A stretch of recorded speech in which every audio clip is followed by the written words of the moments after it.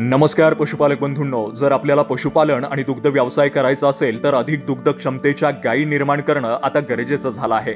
आपण कमी गायींमध्ये जास्त दुग्ध उत्पादन कशा पद्धतीने घेऊ शकतो हे विचार करणं आता गरजेचं झालं आहे, कारण कमी दुग्ध उत्पादन देणाऱ्या गायीला सुद्धा तेवढाच चारा लागतो आणि जास्त दुग्ध उत्पादन देणाऱ्या गायीला सुद्धा तेवढाच चारा लागतो।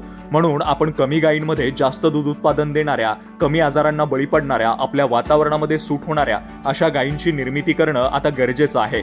यासाठी गोविंद डेअरी सातत्यानं प्रयत्न करत असते। त्यासोबतच गोविंद डेअरीची गोविंद कामधेनू वंशसुधार योजना ही आज पशुपालकांच्या गोठ्यावरती अशाच उच्च वंशावळीच्या गायी तयार करत आहे आणि त्यापासून आपल्या पशुपालकांना भरपूर असा फायदा होत आहे।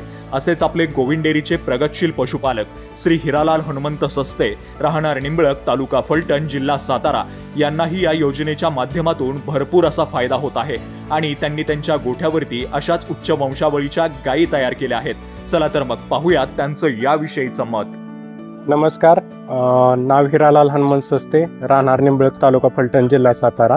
गोविंद डेअरी वंशसुधारक योजनेअंतर्गत आपण बघतोय की सॉर्टेड सिमेंट पासून ज्या 15 कालवडी आपल्याकडे आहेत की सॉर्टेड सिमेंट पासून फ्या कालवडी म्हणजे ह्या मागचा उद्देश काय की कमी दुधामध्ये आजच्या परिस्थितीला बघितलं तर आज दूध धंदा परवडण्याचा झालेला आहे, कारण त्यांना चारा तोच द्यायला लागतोय। 30 किलो चारा पशुखाद्य।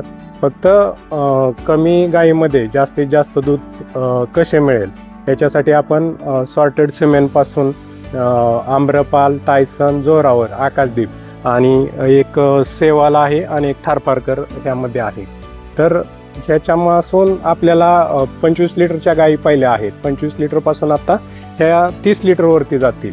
पण ह्याचा उद्देश एकच आहे की शेतकऱ्याला हा धंदा कसा परवडेल त्यासाठी आपण सॉर्टेड सिमेंटपासून आता एम्ब्रियोकडे त्याची वाटचाल केलेली आहे। 2 कालत्यामधील गायी ज्या आहेत म्हणजे कालवडी आकाशदीपच्या त्या कन्फर्म आहेत 8व्या आणि 5व्या महिन्यामध्ये, आणि ह्या ज्या आहेत त्या आता 10 कालवडी जर्सीसाठी नॉकआउट आणि जोरावरसाठी आपण घेतलेल्या आहेत। ह्याच्या मागचा एकच शेतकऱ्यांचा उद्देश आहे की प्रत्येक गोट्यावरती 5 कालवडी सॉर्टेडच्या असतील। जसं आपण पंजाबमधून आज बघतो की आपण 50 लिटरची गाय बघतो, पण आपल्याकडं गायी आता चालू परिस्थितीला देतात 20 ते 22 लिटर।